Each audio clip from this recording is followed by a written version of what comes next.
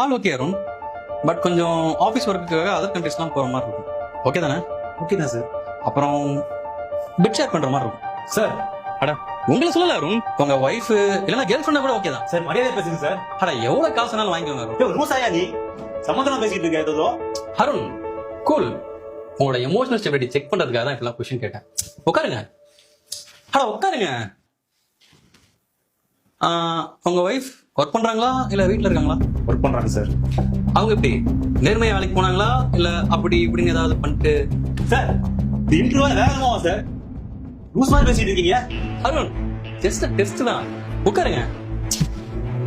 Okay Arun, you are selected. But நீங்க கடைசியா ஒண்ணு பண்ணுமே. என்ன சார் பண்ணணும்? உங்க சட்டையை ரிமூவ் பண்ணிட்டு இந்த ஆபீஸ் ஃபுல்லா ஒரு 2 ரவுண்ட் சுத்தணும்.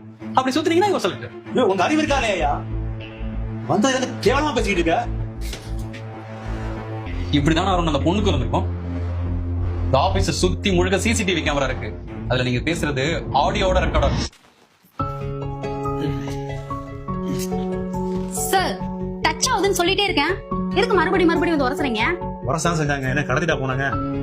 ஆளு நல்லா இருக்கேன்னு சும்மா உரசி பார்த்தேன். இதுக்கே அப்படின்னா மேனேஜர் கூட ரூம்லாம் ஷேர் பண்ற மாதிரி இருக்கும். இப்போ என்ன பண்ணுவ? பொறுக்கி. அம்மா எவ்வளவு அமௌண்ட்? இல்ல போன் எவ்வளவு அமௌண்ட்னு கேட்டமா. நீங்க அர்ச்சனா யாரு? நான் தான் சார். அடுத்து நீங்க தான் உள்ள போங்க. என்ன இல்ல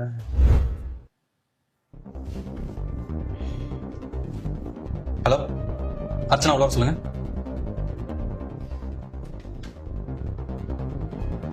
இப்படிலாம் பேசுறது கேவலம் நின்று கேட்டீங்களா?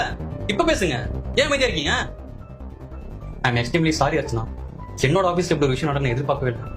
It's okay sir. இந்த மாதிரி பொறுக்கிங்க பண்றதுக்கெல்லாம் நீங்க என்ன பண்ணுவீங்க? பெண்கள் பல விஷயத்துல சாதிக்க ஆரம்பிச்சிட்டாங்க. இப்பெல்லாம் காலம் எப்பவோ மாறி போயிடுச்சு. ஆனா உங்களை மாதிரி ஆளுங்க மட்டும் கடைசி வரைக்கும் மாறவே மாட்டீங்கல்ல. ஒரு பொண்ணு தனியா இருந்தா அவங்களுக்கு நம்ம பாதுகாப்பா இருக்கணுமே தவிர அது ஒரு வாய்ப்பா பார்க்க கூடாது. சார் இவங்கள மாதிரி ஆளுங்கள்லாம் மாறவே மாட்டாங்க.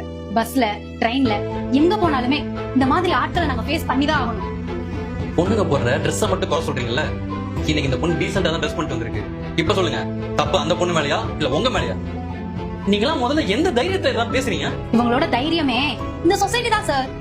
நாங்க இந்த மாதிரி நடந்துச்சுன்ட்டு யாருக்கிட்டயாச்சும் போய் சொன்னா, நீ எதுக்கு அங்க போன, நீ எதுக்கு அப்படி ட்ரெஸ் போட்டு போன அப்படிதான் சார் சொல்லுவாங்க. ஒரு நாள் வரும் அப்போ நீங்க எல்லாம் தொடர்றதுக்கே யோசிப்பீங்க. உன்ன மாதிரி ஆளுங்கெல்லாம் நாட்டிலயும் இருக்க கூடாது, வீட்லயும் இருக்க கூடாது. அவ்வளவு ஏன் என் ஆபீஸ்ல கூட இருக்க கூடாது. அச்சா நீங்க நாளைக்கு வந்து ஜாப்ல ஜாயின் பண்ணிக்கோங்க. Thank you sir.